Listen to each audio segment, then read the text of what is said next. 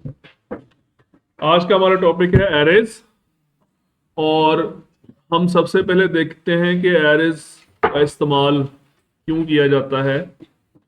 देखें, अगर हम एक छोटी सी एग्जांपल लेते हैं कि अगर फर्ज करें हमारे पास हमने एक स्टूडेंट का डाटा सेव करना है, उसके सब्जेक्ट्स के मार्क्स सेव करने हैं। ठीक है। फॉर एग्जांपल, आप इंटर का आपने एग्जाम दी है, तो आपके एक फाइनल ऑब्टेन मार्क्स आए हैं, वो हमने सेव करने हैं एक स्टूडेंट के। ठीक है। अब इंटर में मैक्सिमम मार्क्स कितने होते हैं? 1100। और उसमें से उसके ऑब्टेन मार्क्स आएंगे जो भी होंगे, फॉर एग्जांपल 900। ठीक है। तो वो हमने सेव करने हैं। हम एक वेरिएबल बनाएंगे उसके लिए, एक वेरिएबल बनाएंगे और उसमें सेव कर लेंगे उसको। फर्ज करें हमने दो स्टूडेंट्स का डाटा महफूज करना है, तो हम दो वेरिएबल्स बना लेंगे। चार का करना है, चार वेरिएबल्स बना लेंगे। लेकिन अगर हमने 50 स्टूडेंट्स का डाटा सेव करना है, या हमने 500 स्टूडेंट्स का डाटा सेव करना है, या 5000 का डाटा सेव करना है, अगर आप बोर्ड के लेवल पे चले जहां पे लाखों स्टूडेंट्स होते हैं, उनका डाटा महफूज करना है, तो हम कितने वेरिएबल्स बनाएंगे? है ना प्रॉब्लम। डाटा को जब प्रोसेस करना है तो हमें पहले डाटा को सेव करना पड़ता है वेरिएबल्स के अंदर। तो जैसे जैसे डाटा हमारा बढ़ता जाता है, तो फिर हमें वेरिएबल्स जो है ना, फिर हमें वो सूटेबल नहीं रहते, फिर हमें कोई और तरीका उसके लिए सोचना पड़ता है कि जहां पे हम एक कलेक्शन बनाए, पूरी लिस्ट बनाए, और उस लिस्ट के अंदर सारा डाटा सेव हो जाए। तो ये एरेज उसका सोल्यूशन है। ठीक है। एरे का स्ट्रक्चर क्या होता है आप देखें। ये एरे का स्ट्रक्चर है। इसमें एक बॉक्स नहीं होता वेरिएबल के अंदर, जो जस्ट वन बॉक्स होता है ना, मेमोरी के अंदर जस्ट वन बॉक्स होता है, वहां पे आप डाटा सेव कर सकते हैं। एरे में पूरी लिस्ट होती है, उसमें एक से ज्यादा बॉक्स होते हैं। ये आपकी मर्जी है, आप कितने बॉक्सेस बनाना चाहते हैं। एक बॉक्स बना लें, दो बना लें, चार बना लें, हजारों बना लें, लाखों बना लें, इसकी कोई लिमिट नहीं है। फिलहाल ये जो आपके सामने एक पिक्चर दिखाई दे रही है, इसमें 10 बॉक्स बने हुए हैं। ये पूरी लिस्ट है, और इस पूरी लिस्ट का एक ही नाम है। क्या नाम है इसका? एक्स। जस्ट लाइक आप वेरिएबल्स के नाम रखते हैं, ABC XYZ, जो भी आप नाम रखना चाहते हैं, बिल्कुल वैसे ही हम एरे का नाम भी रख सकते हैं, बिल्कुल वैसे ही। ठीक है। डिफरेंस क्या है? वेरिएबल में जस्ट वन वैल्यू स्टोर होती है, और एरे में लिस्ट ऑफ वैल्यूज। एरे में क्या होता है? अब हर वैल्यू को अलग अलग आइडेंटिफाई करने के लिए हम हर बॉक्स के ऊपर एक नंबर देते हैं कि ये बॉक्स नंबर 0 है, ये बॉक्स नंबर 1 है, ये बॉक्स नंबर 2 है, एंड सो ऑन। समझ आ गई बात? ये पहले बॉक्स का नंबर हमेशा 0 होगा। इन नंबर्स को हम कहते हैं इंडेक्स। क्या कहते हैं? हर बॉक्स का, इनफैक्ट इस बॉक्स के लिए हम ज्यादा एक सूटेबल वर्ड होता है एलिमेंट। क्या नाम होता है? ये 10 एलिमेंट्स हैं, और हर एलिमेंट का एक खास इंडेक्स होता है। अब यहां से आगे मैं जब भी बात करूंगा तो मैं एलिमेंट का वर्ड यूज करूंगा। ये फर्स्ट एलिमेंट है, ये सेकंड एलिमेंट है, ये थर्ड एलिमेंट है, एंड सो ऑन। ठीक है। और ये जो ऊपर नंबर लगे हुए हैं, ये इनके इंडेक्स हैं। क्लियर? तो एक एडवांटेज तो आपको नजर आ गया होगा कि एरेस के अंदर एक लिस्ट ऑफ वैल्यूज स्टोर होती है, जिनको इकट्ठा प्रोसेस किया जा सकता है। ठीक है। दूसरा एडवांटेज ये है कि अगर आपने फर्ज करें, अगर आप वेरिएबल्स बनाते हैं, फॉर एग्जांपल 10 एलिमेंट्स आपने रखने थे, और आपने एरे नहीं बनाई, आपने वेरिएबल्स बना लिए 10 वेरिएबल्स। अब उनकी वैल्यूज को आपने ऐड करना है, तो आपको 10 स्टेटमेंट्स लिखनी पड़ेंगी। अगर एक स्टेटमेंट भी लिखनी है तो 10 वेरिएबल्स के नाम लिखने पड़ेंगे आप। लेकिन अगर आपने एरे में डाटा सेव किया है, तो जस्ट सिंगल लाइन स्टेटमेंट के अंदर आप हजारों एलिमेंट्स का डाटा प्रोसेस कर सकते हैं एक सिंगल लाइन में। बिकॉज एरेस को हम लूप्स के थ्रू एक्सेस कर सकते हैं, चाहे इसमें 10 एलिमेंट्स हैं या चाहे 10 लाख एलिमेंट्स हैं, उसको एक सिंगल लाइन के अंदर प्रोसेस किया जा सकता है। तो ये बहुत बड़ा एडवांटेज है इसका। एरे जो मल्टीपल एलिमेंट्स होते हैं वो एक एरे बनता है। मल्टीपल मल्टीपल एलिमेंट्स जो होते हैं वो एक एरे बनते हैं। मल्टीपल एलिमेंट्स को मिलाएं तो एक एरे बनती एक है। एरे इसमें कभी एक एक्स है एरे का। जी, इस पूरी लिस्ट का नाम एक्स है। पर इसके एलिमेंट्स की रेंज नहीं होती। एलिमेंट्स की रेंज नहीं होती, अपनी मर्जी से जितने भी दे सकते जी जी, इसकी कोई लिमिट नहीं है, अपनी मर्जी से हम डिफाइन कर सकते हैं। 10 एलिमेंट्स की एरे बनानी है, 50 की बनानी है, 100 की बनानी है, जितने की आप चाहे बना सकते हैं। ठीक है, और सर एक एलिमेंट में एक ही वैल्यू आएगी जिस तरह। एक ही वैल्यू आएगी, एक एलिमेंट में एक बॉक्स में एक ही वैल्यू आएगी, जस्ट लाइक अ वेरिएबल। ठीक है, ये समझ लें एक वेरिएबल है अलग से एक। और दूसरी इंपॉर्टेंट बात के सारे एलिमेंट्स सेम डाटा टाइप के होने चाहिए, ये रिस्ट्रिक्शन है एरे की। एरे के जितने भी एलिमेंट्स हैं सारे सेम डाटा टाइप के होने चाहिए, या तो सारे के सारे इंट हो, या सारे के सारे फ्लोट हो, या डबल हो, या चार हो, या स्ट्रिंग हो। स्ट्रिंग की भी एरे बनती है। तो हम इसकी एक डेफिनेशन लिखते हैं यहाँ पे, नोट करने की जरूरत नहीं, बुक में लिखी हुई है। An array is a linear homogeneous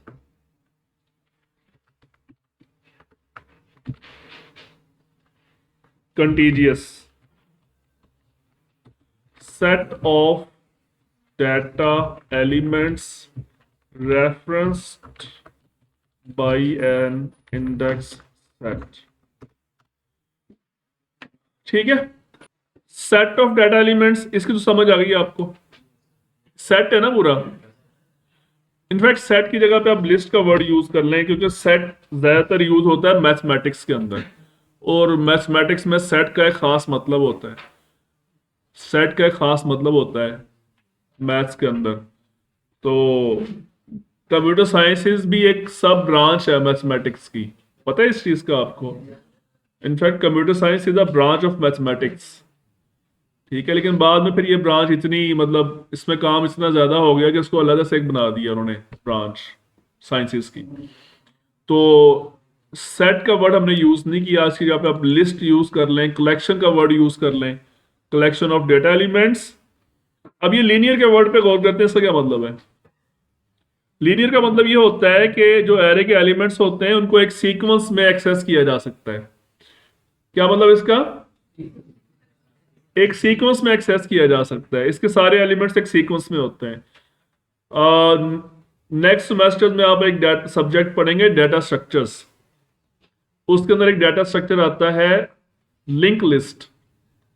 उसके एलिमेंट्स सारे रैंडम होते हैं, बिखरे हुए होते हैं उसके, वो लीनियर नहीं होते।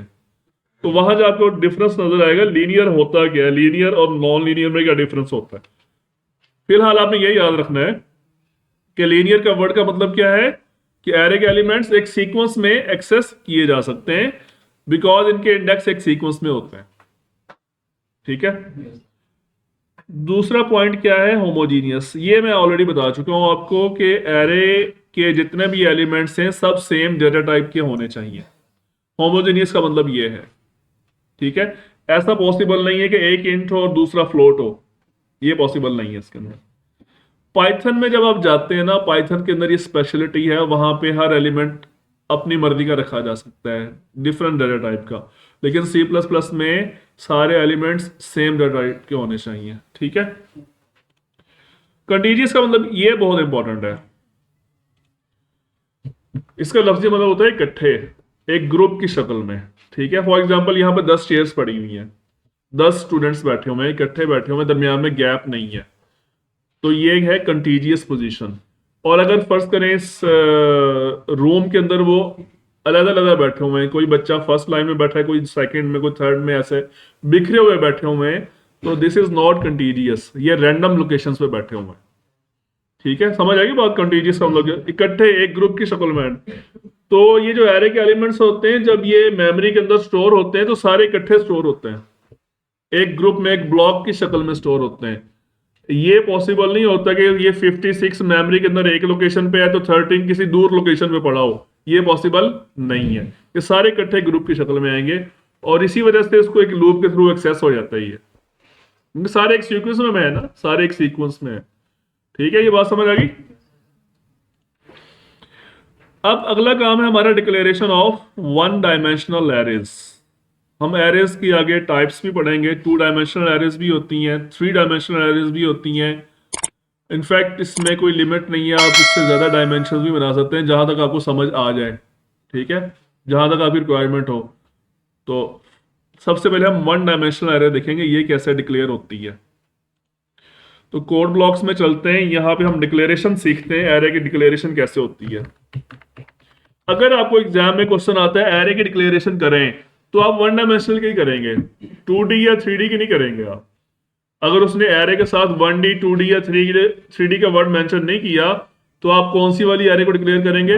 1D को। ठीक है,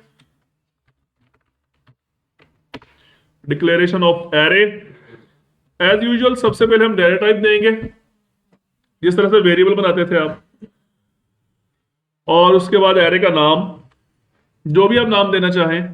ठीक है, डिफरेंस क्या है वेरिएबल और एरे के डिक्लेरेशन में कि यहां पे ये स्क्वायर ब्रैकेट्स आती हैं, ये स्क्वायर ब्रैकेट्स आएंगी, और यहां पे आप मेंशन करेंगे उसकी नंबर ऑफ एलिमेंट्स, कितने एलिमेंट्स की एरे बनाना चाहते हैं आप। फॉर एग्जांपल मैंने यहां पर लिख दिया 10, तो ये 10 एलिमेंट्स की एरे बन गई, जस्ट लाइक दिस इमेज, ये 10 एलिमेंट्स की एरे बन गई। अब इसमें जो फर्स्ट एलिमेंट होता है उसका इंडेक्स क्या ऑटोमेटिकली क्या होगा? 0 होगा। ये C++ का कंपाइलर एरे के फर्स्ट एलिमेंट को 0 इंडेक्स असाइन करेगा, ये आपने नहीं बोलना। ठीक है, और इसका लास्ट इंडेक्स क्या होगा? अगर 10 एलिमेंट्स की एरे है तो लास्ट इंडेक्स क्या होगा? 9। अगर 50 एलिमेंट्स की एरे है तो लास्ट इंडेक्स क्या होगा? 49। अगर 100 एलिमेंट्स की है तो समझ आ गई बात? यानी इसको हम कह सकते हैं n-1। If n is the size of the array, तो लास्ट इंडेक्स क्या होगा? n-1। समझ आ गई? और फर्स्ट इंडेक्स को लोअर बाउंड भी कहते हैं, फर्स्ट इंडेक्स को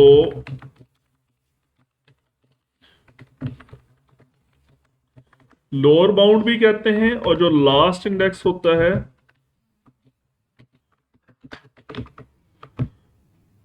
इसको हम कहते हैं अपर बाउंड। ठीक है, अच्छा ये C++ लैंग्वेज की एक फीचर कह लें या आप इसकी एक बग कह लें, बग भी कह सकते हैं आप, फीचर भी कह सकते हैं। वो कहते हैं सॉफ्टवेयर प्रोग्रामर्स जो होते हैं ना, समटाइम्स सॉफ्टवेयर बनाते हुए ना जब उसको क्लाइंट के हवाले करते हैं ना, तो उसमें कोई एरर्स बग्स आ जाते हैं। अब वो उस टाइम प्रोग्रामर्स कहते हैं यार इससे जान छुड़वाएं, जल्दी इसके हवाले करें, ये दोबारा फिर हमारे पास ना आ जाए कहीं करेक्शन के लिए। तो वो पता क्या कहते हैं, ये बग नहीं है, ये फीचर है इसकी, ये इसकी खसूसियत है कि ये ऐसे भी कर सकता है। तो C++ का ये बग है कह लें या इसकी फीचर कह लें कि ये अपर बाउंड्स चेक नहीं करता। अगर आप एरे को एक्सेस करते हुए कोई ऐसा इंडेक्स दे दें जो उसके साइज में आता ही नहीं है, उसका साइज क्या है? 10, आखिरी इंडेक्स क्या होगा? 9।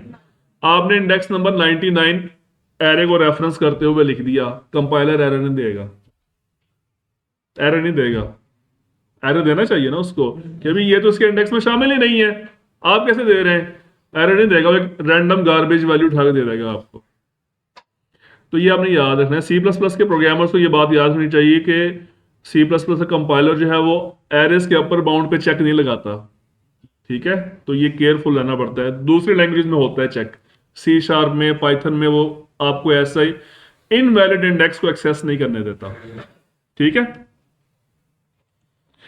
तो ये हमारी एरे बन गई। अभी इसमें क्या होगा? कुछ होगा इसके अंदर, चेक करें, देखते हैं इसमें क्या है। हम कहते हैं x(0) की वैल्यू बताओ क्या है हमारे पास। What is x(0)? ये फर्स्ट एलिमेंट। अभी हमने कोई वैल्यू दी है इसको? अभी हमने जस्ट एक एरे डिक्लेयर की है, जस्ट कोई वैल्यू असाइन नहीं की। आपके ख्याल में आउटपुट क्या आएगा? गार्बेज, कोई पता नहीं, अनएक्सपेक्टेड रिजल्ट 8 उसने खुद से असाइन कर दिया। मेमोरी में जहां पे एरे को जगह मिली वहां पे जो वैल्यू पड़ी होगी उठा के दे देगा आप। इसी तरह x(1) को देखते हैं, वहां क्या पड़ा हुआ है? 0। x(9) को देखते हैं, वहां क्या पड़ा हुआ है? 0। x(99) को देखते हैं, वहां क्या पड़ा हुआ है? कोई एरर दिया उसने? कोई इतराज नहीं किया उसने, बस डाटा उठा के दे दिया उसको। ठीक है, ओके। आप एक लूप लगा सकते हैं, उसमें ना एरे की सारी वैल्यूज को आप एक दफा ही प्रिंट करते हैं। कितने इंडेक्स हैं इसके? 0 to 9 है ना, इस वजह से मैंने ये लूप लगाई है 0 से। तो जब मैं अलग-अलग उसकी वैल्यूज को प्रिंट कर रहा तो मैं यहाँ पे x ऑफ i नहीं लिख सकता? i की वैल्यू चेंज हो रही है ना फ्रॉम 0 to 9। फर्स्ट टाइम वो i of x of 0 print करेगा, फिर x ऑफ 1, फिर x of 2 and so on. ये फायदा देखें एरे का कि आपने जस्ट एक सिंगल लाइन स्टेटमेंट के अंदर सारे एलिमेंट्स प्रिंट हो जाएंगे। ठीक है, एक स्पेस भी दे देते हैं यहाँ पे, सारे एलिमेंट्स प्रिंट हो गए, रैंडम वैल्यूज, गार्बेज वैल्यूज। ठीक है, यहां तक कोई क्वेश्चन? ओके, अगर ये डिक्लेरेशन करते हुए ब्रैकेट में टैग लिखा है, अगर एलिमेंट 8 दे दें यहाँ बेटा, हाँ तो ठीक है, आपकी रिक्वायरमेंट, अगर आप सारे इंडेक्स नहीं प्रिंट करवाना चाहते तो आप 8 तक कर लें, इट्स अप टू यू। अगर आपने सारी एरिया प्रिंट नहीं करी, दरमियान दरमियान से भी इंडेक्स प्रिंट हो सकते हैं। ठीक है, ये तो आपकी अपनी रिक्वायरमेंट है। Okay, next. लाजमी है कि कितने वेरिएबल चाहिए हमको, एक्स का 10 लिखो 10 ना लिखें। हाँ, शायद कंपाइलर इस पे एतराज करे, बोलेगा मेरा ख्याल में। आ गया, एतराज कर दिया उसने। क्या एतराज किया है? चलें जी उसका एतराज पढ़ते हैं। क्या लिखा है? Error, storage size of x is not known. आपने एक्स का स्टोरेज साइज क्यों नहीं बताया? समझ आ गई बात? चलो, उसने साइज आप बता दें, बाद में आप बेशक उसका कोई इनवैलिड इंडेक्स उससे आप रिटर्न करवाएं, वो कोई इतराज नहीं करेगा, लेकिन डिक्लेरेशन के टाइम वो अगर आप साइज नहीं देंगे तो वो एतराज करेगा। ठीक है, समझ आ गई?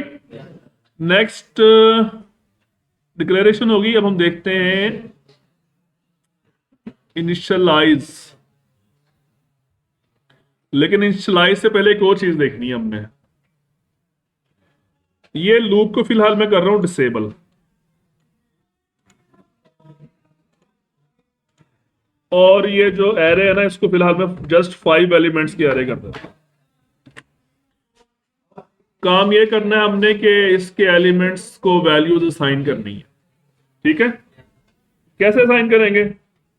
x of 0 is equal to, for example कोई भी वैल्यू, फॉर एग्जांपल 56 दे दी। ठीक है, ये फर्स्ट एलिमेंट को वैल्यू असाइन कर दी। जिस तरह हम प्रिंट कर रहे थे ना, उसी तरह से हमको वैल्यूज असाइन भी कर सकते हैं। ठीक है,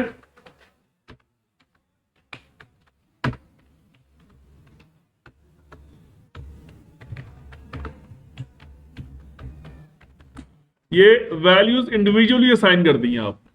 समझ आ गई बात? अब ये समझे कि ये 5 वेरिएबल हैं। फर्स्ट वेरिएबल x ऑफ 0 है, फिर x ऑफ 1 है, फिर x ऑफ 2 है एंड सो ऑन। अब दोबारा फिर आप इसको एक दफा प्रिंट करो, आगे देखें। अब आपने इनको वैल्यूज असाइन कर दी है, उसका आउटपुट आपके इनपुट के, आपकी वैल्यूज के मुताबिक आना चाहिए। ये आउटपुट आना चाहिए अब आपका। ठीक है, 56, 13, 123, जितनी वैल्यूज आपने दी थी वो तो उसने सही प्रिंट कर दी, बाकी आगे क्या आ गया है? गार्बेज। ठीक है, इसको आप 9 की बजाय 4 कर दें, जो जिस तरह को हमारे एरे का साइज है उसके मुताबिक आउटपुट आ गया। ठीक है, ओके। अब हम करते हैं कि ये जो वैल्यूज अगर हमने इस तरह 1 by 1 देना चाहते हैं तो उसका बेटर वे ये है कि आप उसको इनिशियलाइज कर दें। जस्ट लाइक वेरिएबल्स इनिशियलाइज होते हैं कि आप जहां पर डिक्लेरेशन की है साथ ही इक्वल लिख के उसकी वैल्यू देते थे ना आप, इसी तरह यहां पे भी इक्वल लिख के कर्ली ब्रैकेट्स में इसकी वैल्यूज दे दें। यही वैल्यूज जो आपने दी हैं, फॉर एग्जांपल ये वैल्यूज,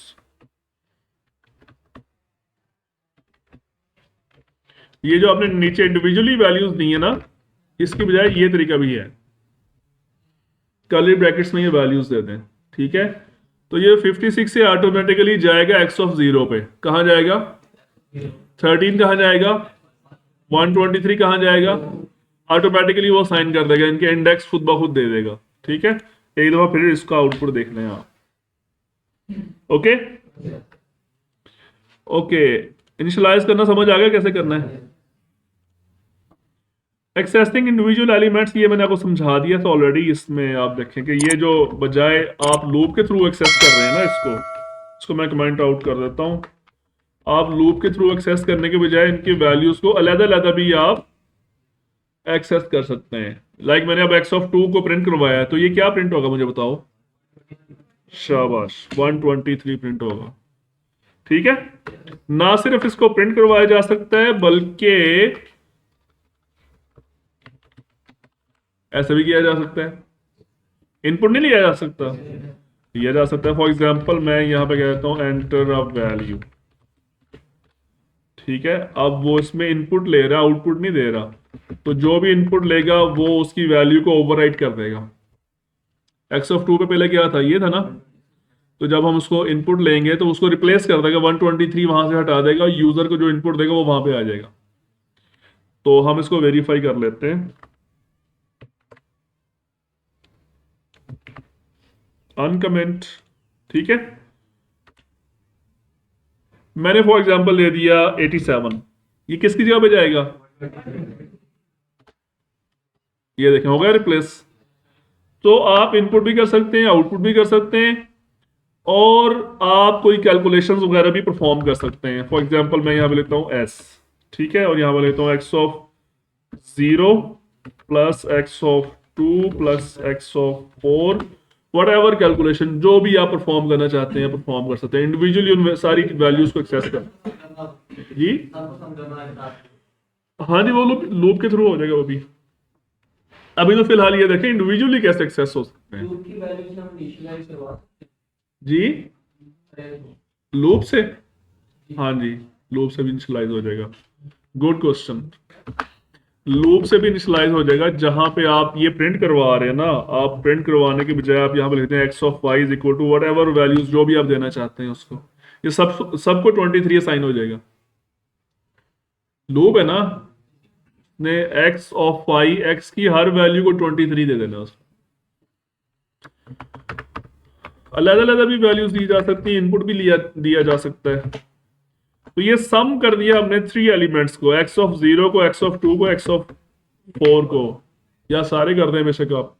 ये जो आपको जो क्वेश्चन था जी कि अगर सारे एलिमेंट्स हमने ऐड करने हैं तो इसको लूप के शुरू में इसको 0 करें s को, और यहाँ पे लिखें s equal to s plus x(i). तो ये x की हर वैल्यू को s के अंदर ऐड कर देगा, और जब लूप एंड होगी तो आपके पास सम आ जाएगा इसका। ठीक है,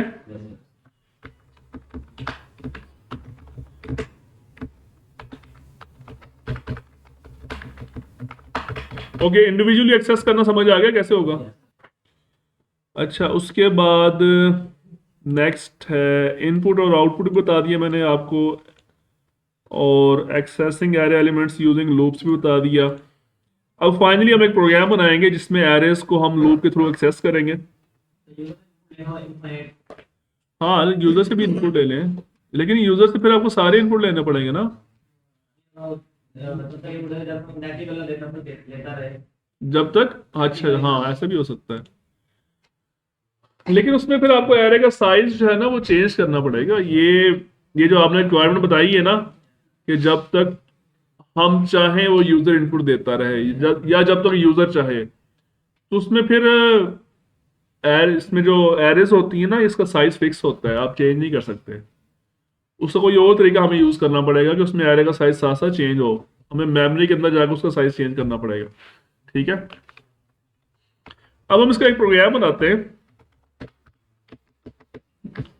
और उसके अंदर हम सिंपली क्या करेंगे, एरे बना के इनिशियलाइज करके, इनिशियलाइज ऑलरेडी हो चुका है, ठीक है, इसके हम नंबर ऑफ एलिमेंट्स इतने भी हैं उसका सम निकालते हैं और उसको डिस्प्ले करते हैं। ठीक है,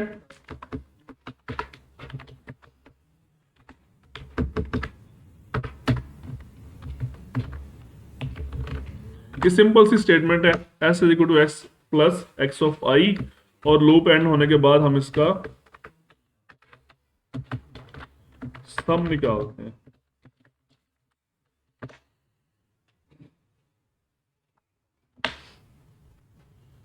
सम आ गया हमारे पास। ठीक है, एक और वेरिएबल लेते हैं हम एवरेज के लिए, और एवरेज निकालेंगे हम इसका सम कैलकुलेट होने के बाद। मैंने ये नोट किया था, आप लोगों ने जो पेपर्स के अंदर लूप्स के अंदर समटाइम्स जैसे वो एक प्रोग्राम था, find the sum of first 10 natural numbers. अब वो किसी किसी बच्चे ने ठीक किया था, कुछ बच्चों ने जिसने ठीक भी किया था ना, उसके अंदर वो लूप के अंदर इसको प्रिंट भी किया हुआ है सम को, मतलब सम की वैल्यू यहाँ प्रिंट की हुई है। तो ये तो 5 दफा सम की वैल्यू प्रिंट करेगा वो, ठीक है ना। ऐसा तो नहीं होना चाहिए। जब आप लूप एंड हो जाती है आपकी, उसके बाद आप सम की वैल्यू को प्रिंट करें, ठीक है। अच्छा, एवरेज, एवरेज कैसे निकालेंगे इसकी? Average is equal to sum divided by 5.0, ऐसे ही होगा ना।